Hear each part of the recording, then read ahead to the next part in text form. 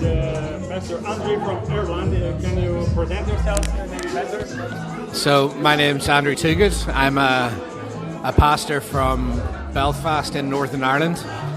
We pastor a church called Exchange Church, exchangechurchbelfast.com, and we've been doing that for about 10 years. And we're here in Grace Hall in Linz, Austria. Very nice. I'd like to understand for somebody to be successful, what you should do, or what is the point? I think first of all we have to define what success means, and success can mean lots of different things to different people. In the world, success is normally about money, position, and power. I have a different definition of success, which is more personal, which is about health and wholeness, completeness, family.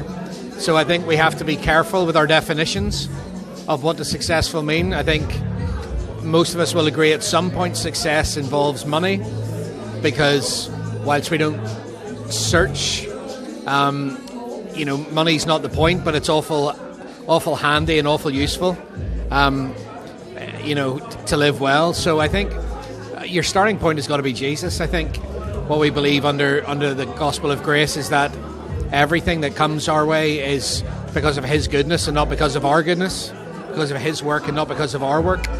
And so we have to constantly find ourselves in a place where we are looking to Jesus every day and knowing that everything in life, whatever success looks like to you, whether it's in your body, in your mind, whether it's in your finance, it's all about His goodness in your life and not about you doing anything to earn it. So success for me really is, can you keep Jesus at the centre? I mean, that's probably success. And then everything else that you need will come from that relationship with God. But, don't waste your life searching and trying to work hard. And, we put our hands to work, but because we're blessed, that's why, not because we're trying to be blessed. So, so success for me is Jesus at the centre of everything. Would you like to make a conclusion about the sermon that God spoke to you today? Yeah. Okay, so what I was saying today is that many people, when they first hear the gospel of grace, it's incredibly good news, and it is incredibly good news. It's the only gospel. The true gospel is Jesus alone, Jesus and His finished work.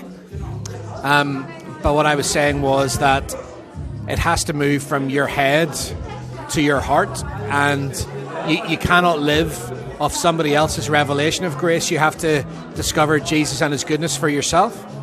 And pastors and teachers, we can point you and help you and encourage you, but the word has to become real to you.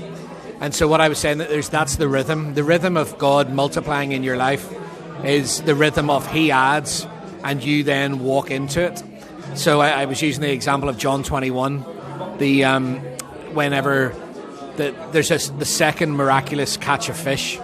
This is post-resurrection. And the catch only comes whenever Jesus says, put down your nets. Nets are a picture of work on the right-hand side. And the imagery there, the right-hand side is the place of righteousness. It's where Jesus sits at the right hand of the Father. It's a place of authority. It's a place of righteousness. And it's the Lord saying, whenever you're in righteousness, there's abundance. When you're on the left-hand side, on working for yourself, it's tiring, frustrating. You'll end up, if you've got to work hard to get something, you're going to have to work hard to keep it. But if the Lord adds into your life, then He keeps it for you.